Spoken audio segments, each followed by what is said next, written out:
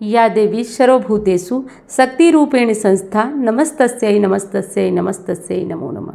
तो दोस्तों आज हम सुनेंगे दुर्गा सप्तशती का अध्याय 5, 6, 7 और 8 चारों अध्याय नवरात्रि के चौथे दिन सुनाया जाता है। तो जिस प्रकार दुर्गा सप्तशती का पाठ किया जाता है, यानी कि प्रतिदिन या तो 13 अध्याय करिए या फिर जिस विधि से मैं आपको पाठ सुनाती जा रही हूँ उस तरीके से भी दुर्गा सप्तशती का पाठ किया जाता है।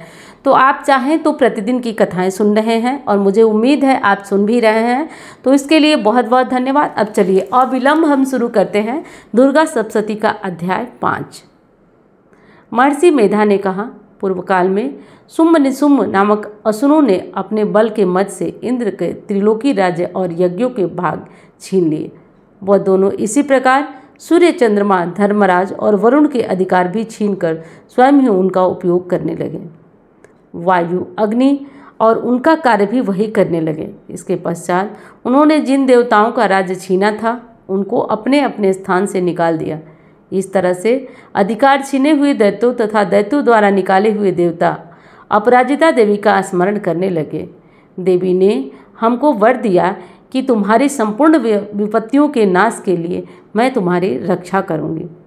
ऐसा विचार कर सब देवता हिमालय पर गए और भगवती विष्णु माया की स्तुति करने लगे। देवताओं ने कहा, देवी को नमस्कार है, शिव को नमस्कार है, प्रकृति और भद्रा को नमस्कार है। हम लोग रौद्र, नित्या और गौरी को नमस्कार करते हैं। ज्योत्सनामयी, चंद्र रूपिणी व सुख देवी को नमस्कार है। शरणागत की रक्षा करने वाली बुद्धि और सिद्धि रूपी देवी को बार बार नमस्कार है।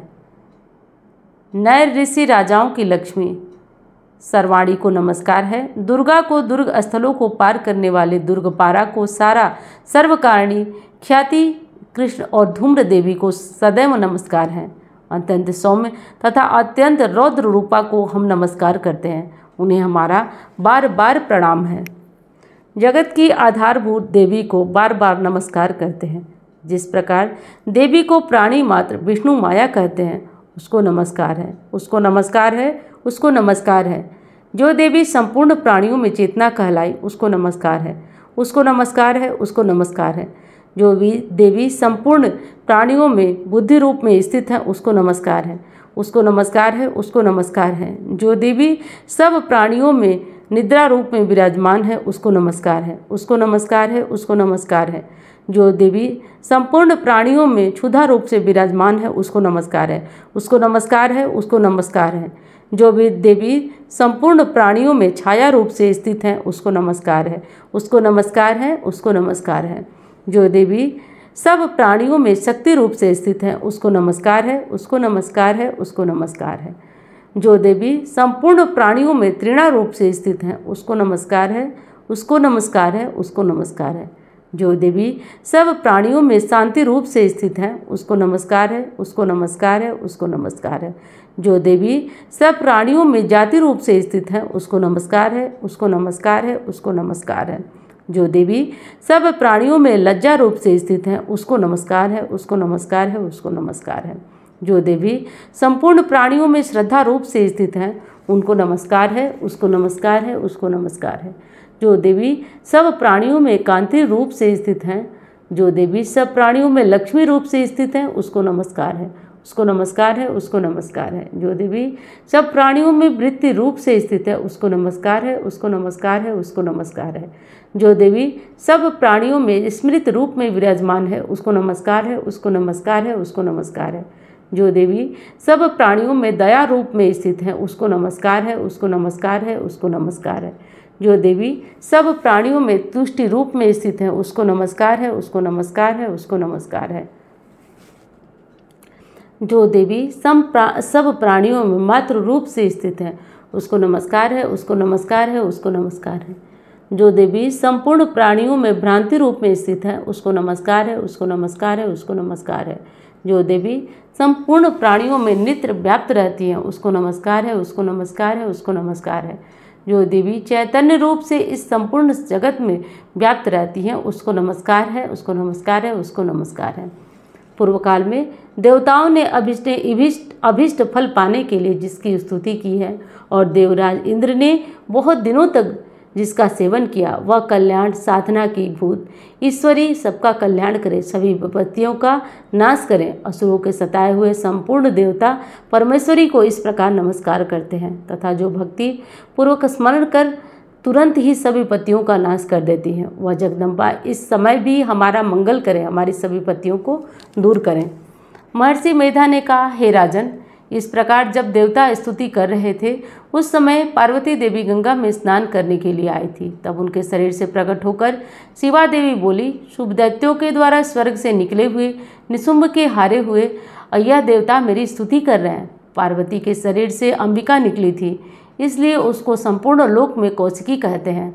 कौशिकी के प्रकट होने के पश्चात पार्वती देवी के शरीर का रंग काला हो गया, वह हिमालय पर रहने लगी, कालिका देवी के नाम से प्रसिद्ध हो गई। फिर शुंभ और निशुंभ के दूत चंडमुंड वहां आए और उन्होंने परम मनोहर रूप वाली अंबिका देवी को देखा। फिर वह शंभु के पास जाकर बोले, एक अत्यंत सुंदर स्त्री हिमालय की प्रकाशित कर रही, वैसा रंग रूप आज तक हमने किसी स्त्री में नहीं देखा। हे असुरेश्वर, आप यह पता लगाएं कि वह कौन है, उसको ग्रहण कर लें। वह स्त्री रत्नों में रत्न है, वह अपनी कांति से 10 दिशाओं को प्रकाशित कर रही है, इसलिए आपको देखना उचित है। हे प्रभु, तीनों लोकों के हाथी, घोड़े, मणि आदि जिनसे रत्न है वह सब इस समय आपके घर में शोभायमान है।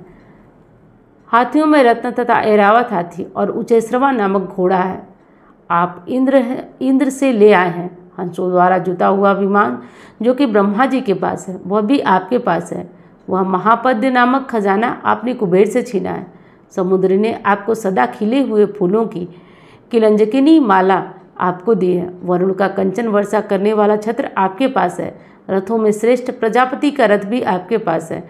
दैतेंद्र मृत्यु से उत्कांतिका नामक शक्ति भी आपने छीन ली है और वरुण का पास भी आपके साथ शुंभ निशुंभ के अधिकार में है। और जो अग्नि में न जल सके ऐसे 2 वस्त्र भी अग्निदेव ने आपको दिए हैं।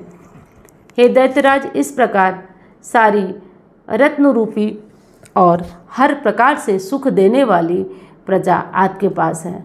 अनुपम स्त्री का उपयोग और इसे ग्रहण आप क्यों नहीं कर रहे हैं? महर्षि मेधा बोले, चंडमुंड का वचन सुनकर शुंभ ने सुग्रीव को अपना दूत बनाकर देवी के पास भेजा। प्रथम उसने उसको सब कुछ समझा दिया और कहा कि वहां आकर तुम उससे अच्छी तरह समझाना, ये उपाय करना और इससे प्रसन्न होकर तुम मेरे पास चली आना। भली प्रकार समझाकर दूत सुग्रीव पर्वत के उस रमणीक भाग में पहुंचा जहां देवी रहती थी। दूत ने कहा, हे दैत्य, देवी के साथ शुंभ जो तुम इन तीनों लोकों का स्वामी है, मैं उसका दूत हूँ, यहाँ तुम्हारे पास आया हूँ। संपूर्ण देवता उसकी आज्ञा का एक स्वर को मानते हैं। अब जो कुछ उसने कहलवा भेजा है वह सुनो। उसने कहा, इस समय तुम संपूर्ण त्रिलोकी को मेरे बस में और संपूर्ण यज्ञों के भाग को पृथक पृथक मैं ही लेता हूँ और तीनों लोकों में जितने श्रेष्ठ रत्न है वह मेरे पास है। देवराज इंद्र का वाहन ऐरावत मेरे पास है। मैंने जो छीना है वो उचैश्रवा नामक घोड़ा जो क्षीर सागर मंथन से प्रकट हुआ था, वह उस देवताओं ने मुझे समर्पित किया है। हे सुंदरी, इसके अतिरिक्त जो भी रत्न भूषण पदार्थ देवताओं के पास थे वह सब मेरे पास है। हे देवी, तुम्हें संसार की स्त्रियों का रत्न मानता हूँ, क्योंकि रत्नों का उपयोग करने वाला मैं ही हूँ। चंचल कटाओं वाली सुंदर, अब यह सब मैं तुझ पर छोड़ता हूँ कि तू मेरे भाई महापराक्रमी निशुंभ की सेवा में आ जाए। यदि तू आवेगी तो मैं तुम्हें अतुल महान ऐश्वर्य की प्राप्ति होगी। अतः तुम अपनी बुद्धि से यह विचार कर मेरे पास चली आना। महर्षि मेधा ने कहा, दूत के ऐसा करने पर संपूर्ण जगत का कल्याण करने वाली भगवती दुर्गा मन ही मन मुस्कुराई। इस प्रकार कहने लगी, हे देवी, हे दूत, तू जो कुछ कह रहा है वह सत्य है और इसमें किंचित मात्र भी झूठ नहीं है। शुंभ इस समय तीनों लोकों का स्वामी है और निशुंभ भी उसी की तरह पराक्रमी है, किंतु उसके संबंध में जो प्रतिज्ञा कर चुकी हूँ उसे मैं कैसे झुठला सकती हूँ। अतः तू मैंने जो प्रतिज्ञा की है उसे सुन। जो मुझे युद्ध में जीतेगा और मेरे अभिमान को खंडित करेगा तथा मेरे बल में वो समान होगा, वही मेरा स्वामी होगा। इसलिए शुंभ तथा निशुंभ यहाँ आवे, युद्ध में जीतकर वे मुझसे विवाह कर लेंगे। इसमें भला देर की क्या आवश्यकता है? दूत ने कहा, हे देवी, तुम अभिमान में भरी हुई हो, मेरे सामने तुम ऐसी बात न करो। स्त्रीलोकी में मुझे तो कोई ऐसा दिखाई नहीं देता जो शुंभ और निशुंभ के सामने ठहर सके। देवी बोली, जब अन्य देवताओं में से कोई शुंभ व निशुंभ के समान युद्ध में ठहर नहीं सकता तो तुम मुझ जैसी स्त्री के सामने रणभूमि में ठहर सकोगी। इस पर जिन शुंभ निशुंभ असुरों के सामने इंद्र आदि देवता ठहर नहीं सकते तो फिर तुम कैसे अकेली उनके सामने ठहर सकोगी। अतः तुम मेरा कहना मानकर उनके पास चली जाओ, नहीं तो वह तुम्हें केस पकड़कर घसीटते हुए ले जाएंगे। वो तुम्हारा गौरव नष्ट हो जाएगा, इसलिए मेरी बात मान लो। देवी ने कहा, जो तुमने ठीक कहा समझा है वो कहा है। शुंभ निशुंभ बड़े बलवान हैं, लेकिन मैं क्या कर सकती हूँ, क्योंकि मैं बिना विचारे प्रतिज्ञा कर चुकी हूँ। इसलिए तुम जाओ और मैंने जो कुछ भी कहा है वह आदरपूर्वक असुरेंद्र से कह दो। इसके पश्चात जो वह उचित समझेंगे वो करेंगे। इस तरह दोस्तों ये अध्याय समाप्त हुआ। तो 5वां अध्याय आपका समाप्त हुआ। अब हम सुनेंगे 6ठा अध्याय। 6ठे अध्याय में विशेष सुनेंगे कि देवी ने क्या और कैसे कहा। तो चलिए दोस्तों बिना विलंब हम सुनते हैं 6ठा अध्याय। 6ठे अध्याय में हम सुनेंगे धूम्रलोचन का वध। महर्षि मेधा ने कहा, देवी की बात सुनकर दूत क्रोध में भरा था और वहाँ से असुरेंद्र के पास पहुंचा और सारा वृत्तांत उसने कह सुनाया। दूत की बात सुनकर असुरेंद्र के क्रोध का पारावार न रहा। उसने अपने सेनापति धूम्रलोचन से कहा, धूम्रलोचन, तुम अपनी सेना सहित शीघ्र वहां जाओ और उस दुष्टा के केस को पकड़कर उसे घसीटते हुए यहाँ ले आओ। यदि उसकी रक्षा के लिए कोई दूसरा खड़ा हो, चाहे वह देवता यक्ष गंधर्व क्यों न हो, उसको तुम अवश्य ही मार डालना। महर्षि मेधा ने कहा।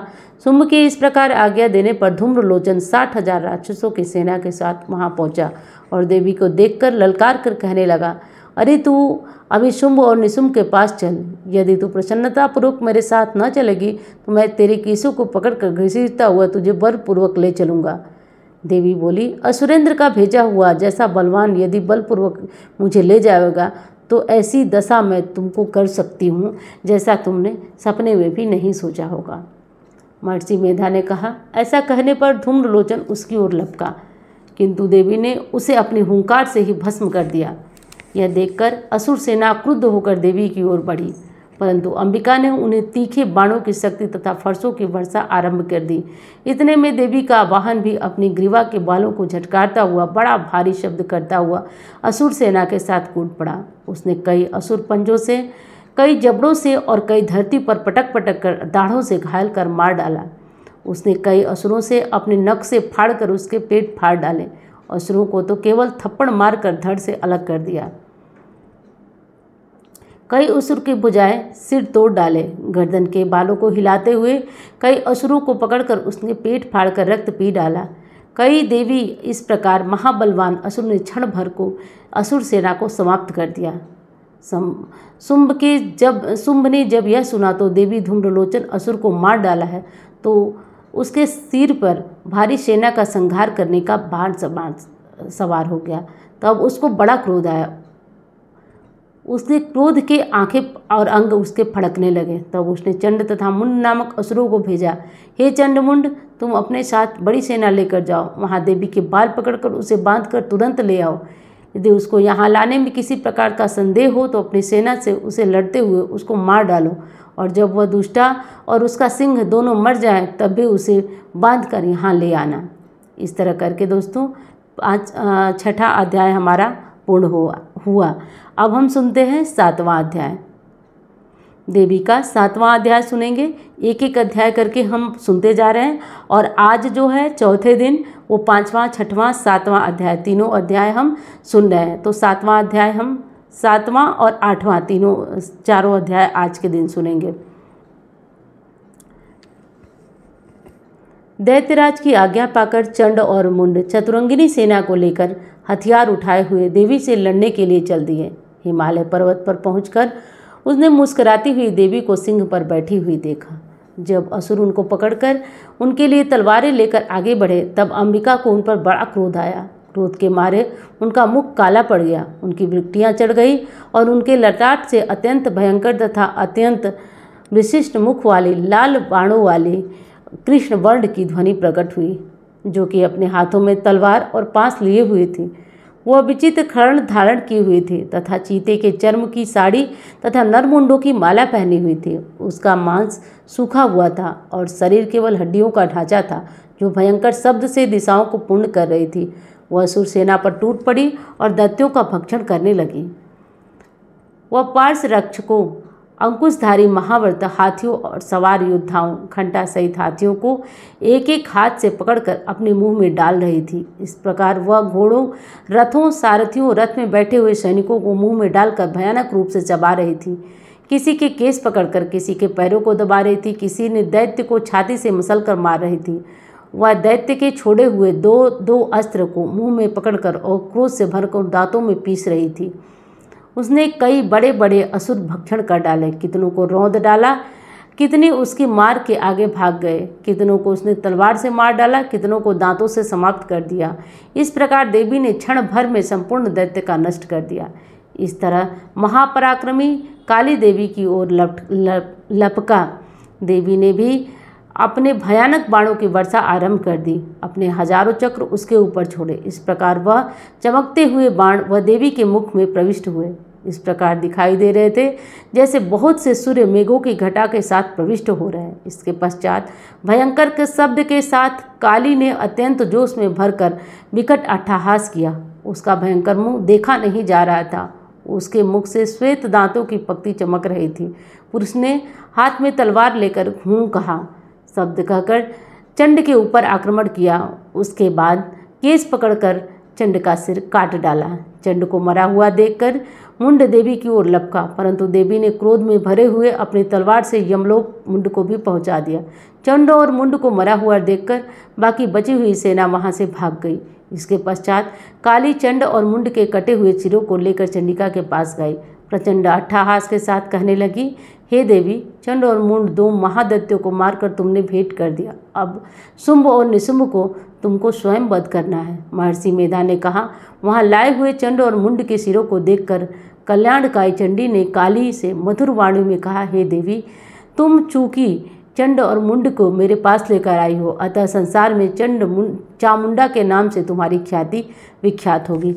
और इस तरह करके दोस्तों 7वां अध्याय हमारा संपूर्ण हुआ। अब हम सुनेंगे आज का अंतिम अध्याय 8वां अध्याय। इस तरह से करके चौथे दिन का दुर्गा सप्तशती पाठ हमारा समाप्त हो जाएगा। चलिए बड़े धैर्य से आप अंतिम ये 8वां अध्याय भी सुन लीजिए। महर्षि मेधा ने कहा, चंड और मुंड नामक असुरों के मारे जाने से, बहुत सारी सेना के नष्ट हो जाने से असुरों के राजा प्रतापी शंभु ने क्रोध युक्त होकर अपनी संपूर्ण सेना को युद्ध के लिए तैयार होने की आज्ञा दे दी। उसने कहा, अब उदययुद्ध नामक 86 और असुर सेनापति अपने राजाओं के साथ युद्ध के लिए जाएं, और कंबू नामक 84 सेनापति भी युद्ध के लिए जाएं, और कोटिवीरक नामक 50 सेनापति भी, धौम्रकुल के 100 सेनापति प्रस्थान करें। कालक, दौहर्द, मौर्य और काल के ये दैत्य भी मेरी आज्ञा से सजकर युद्ध के लिए कूच करें। भयानक शासन करने वाला असुरों के स्वामी शुंभ इस प्रकार आज्ञा देकर बड़ी सेना के साथ युद्ध के लिए चला। उसकी सेना को अपनी ओर आता देखकर चंडिका ने अपनी धनुष की टंकार से पृथ्वी और आकाश के बीच का भाग गुजा दिया। हे राजन, इसके पश्चात देवी ने सिंह के दहाड़ना प्रारंभ किया। अंबिका के घंटे के शब्द से उस ध्वनि को और बढ़ा दिया। धनुष की टंकार, शेर की दहाड़, घंटे के शब्द और पृथ्वी आकाश के बीच का भाग गूंज उठा। इसके साथ ही देवी ने अपने मुख को और भयानक बना लिया। ऐसे भयंकर शब्द को सुनकर राक्षसी सेना ने भी देवी तथा सिंह के चारों ओर से उसे घेर लिया। हे राजन, उस समय दैत्यों के नाश के लिए, देवताओं के हित के लिए ब्रह्मा, शिव, कार्तिकेय, विष्णु तथा इंद्र आदि की शक्तियां जो अत्यंत पराक्रम बल से संपन्न थी, उनके शरीर से निकलकर उसी रूप में चंडिका देवी के पास आई। जिस देवता का जैसा रूप होता है वैसे ही आभूषण होते हैं, जैसा वाहन था वैसा ही रूप। आभूषण और वाहन लेकर उन देवताओं की ओर, शक्तियों की ओर दैत्य से युद्ध करने लगे। हंस युक्त विमान में बैठकर रुद्राक्ष की माला तथा कमंडल धारण कर ब्रह्मा जी की शक्ति भी आई। वृष पर सवार होकर, हाथ में शूल लेकर, महानाग का कंकड़ पहनकर, चंद्र रेखा की भूति को कर भगवान शंकर की शक्ति आई। माहेश्वरी आई और मोर पर आरूढ़ होकर हाथ में शक्ति लिए दैत्यों से युद्ध करने के लिए कार्तिकेय जी की शक्ति आई। उन्हीं का रूप धारण करके आई। भगवान विष्णु की शक्ति गरुड़ पर सवार होकर शंख, चक्र, श्रांग, गदा, धनुष तथा खड्ग हाथ में लिए हुए श्री हरि की शक्ति वाराह का रूप धारण करके आई। नृसिंह के समान शक्ति रूप धारण कर शक्ति नरसिंह भी आई। उसके गर्दन के झटके से आकाश के तारे टूट पड़ते थे। इसी प्रकार देवराज इंद्र की शक्ति इंद्र भी ऐरावत के ऊपर सवार होकर आई। पश्चात इन देवी शक्तियों से घिरे हुए भगवान शंकर ने चंडिका से कहा, मेरी प्रसन्नता के लिए तुम शीघ्र ही इन असुरों को मारो। इसके पश्चात देवी शरीर से अत्यंत उग्र रूप वाली और सैकड़ों गीदड़ियों के समान आवाज करने वाले चंडिका शक्ति प्रकट हुई।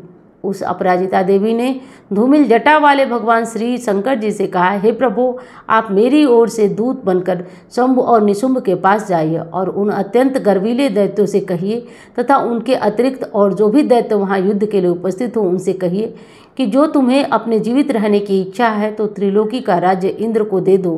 देवताओं को उनका भाग्य यज्ञ भाग मिलना प्रारंभ हो जाएगा।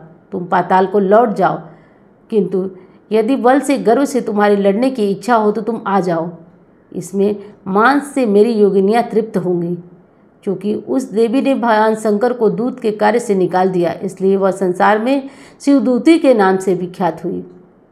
भगवान शंकर ने देवी का संदेश पाकर उन दैत्यों के क्रोध का आर पार न रहा। वह जिस स्थान पर देवी विराजमान हुई वहां पहुंचकर साथ ही बाणों और शक्तियों से वर्षा करने लगा।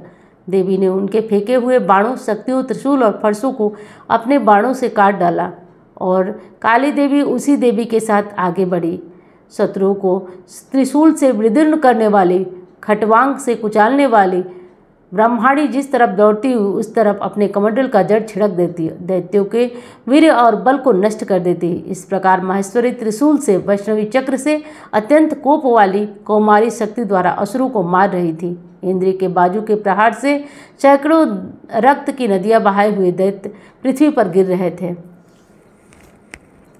बाराही ने कितने ही राक्षसों को अपने थूथन से मृत्यु के घाट उतार दिया। दाढ़ों के अग्रभाव से कितने ही राक्षसों की छाती को चीर डाला।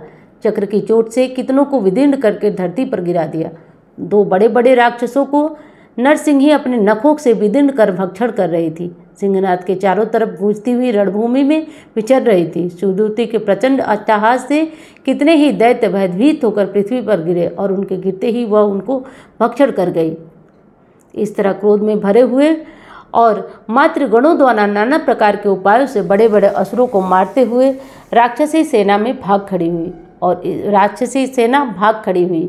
उनको इस प्रकार भागता हुआ देखकर रक्तबीज नामक महापराक्रमी राक्षस क्रोध में भरकर पृथ्वी के युद्ध के लिए आगे बढ़ा। उसके शरीर से रक्त की बूंदें पृथ्वी पर जैसे गिरती थी, तुरंत ही वैसा शरीर वाला बलवान दैत्य पृथ्वी से उत्पन्न हो जाता था। रक्तबीज गदा हाथ में लेकर इंद्र के साथ युद्ध करने लगा। जब इंद्र शक्ति ने अपने वज्र से उसके मारा तो घायल होने के पश्चात उसके शरीर से बहुत सा रक्त बहने लगा। उसकी प्रत्येक बूंद से उसके समान ही बलवान तथा पराक्रमी अनेक दैत्यों के समान दैत्य उत्पन्न हो गए। उसके सब दैत्य बीज के समान ही बलवान थे। वह भयंकर अस्त्र लेकर देवियों के साथ लड़ने लगे। जब इंद्र के वज्र के प्रहार से उसके मस्तक पर चोट लगी तो रक्त बहने लगा। उससे हजारों रक्तबीज उत्पन्न हो गए। वैष्णवी ने रक्त और इंद्र से गदा से रक्तबीज की चोट पहुंचाई। वैष्णवी के चक्र से घायल होने पर और उसके शरीर से जो रक्त बहा उसके हजारों महाअसुर उत्पन्न हुए, जिससे वह जगत व्याप्त हो गया। कौमारी शक्ति से बाराही ने खड़ग और माहेश्वरी ने त्रिशूल से उसको घायल कर दिया। इस प्रकार क्रोध में भरकर उस महादैत्य ने सब मातृ शक्तियों को पृथक पृथक गदा से प्रहार किया और माताओं ने शक्ति तथा त्रिशूल आदि से बार बार उसको घायल किया। इससे सैकड़ों महादैत्य उत्पन्न हुई। इस प्रकार उस रक्त बीज के रुधिर से उत्पन्न हुए असुरों से संपूर्ण जगत व्याप्त हो गया, जिससे देवताओं को भय हुआ। देवताओं को भयभीत देखकर चंडिका ने काली से कहा, हे चामुंडे, अपने मुख को बड़ा करो और मेरे शस्त्र घात से उत्पन्न हुए रक्त बिंदुओं को रक्त बिंदुओं से उत्पन्न करो और महाअसुरों को तुम अपने इस मुख में भक्षण करती जाओ। इस प्रकार तुम रक्त बिंदुओं से उत्पन्न हुए महादैत्यों को भक्षण करते हुए तुम रणभूमि में विचरो। इस प्रकार रक्त क्षीण होने से वह दैत्य नष्ट हो जाएगा। तुम्हारे भक्षण करने के कारण अन्य दैत्य पैदा नहीं होंगे। काली ने इस प्रकार कहकर चंडिका देवी से रक्त बीज पर अपने त्रिशूल से प्रहार किया और काली देवी ने अपने मुख में उसके रक्त को ले लिया। तब उसने गदा से चंडिका पर प्रहार किया। प्रहार से चंडिका को तनिष्ठ भी नहीं हुआ, किंतु रक्तबीज के शरीर से बहुत सा रक्त बहने लगा, लेकिन उसके गिरने के साथ ही काली ने अपने मुख में उसे ले लिया। काली के मुख में उस रक्त ने जो असुर उत्पन्न हुए उनसे उसे भक्षण कर लिया।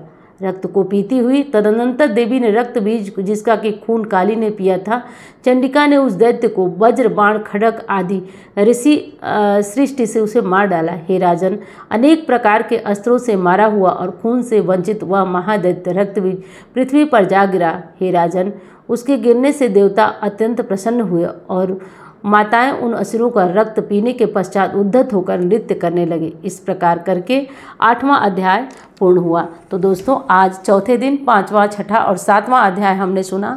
उम्मीद करती हूँ कि कथाएं आपको पसंद आ रही होगी। लाइक करना मत भूलिएगा और आपने चैनल को सब्सक्राइब नहीं किया है तो ज़रूर कर लीजिए। चलिए, अब मैं मिलती हूँ आपसे किसी अन्य वीडियो में। तब तक के लिए भगवान का नाम लेते रहिए। नवरात्रि के हर दिन काफ़ी पावन होते हैं, तो उनका नाम और उनका स्मरण करते रहिए। चलिए, मैं मिलती हूँ अन्य वीडियो में।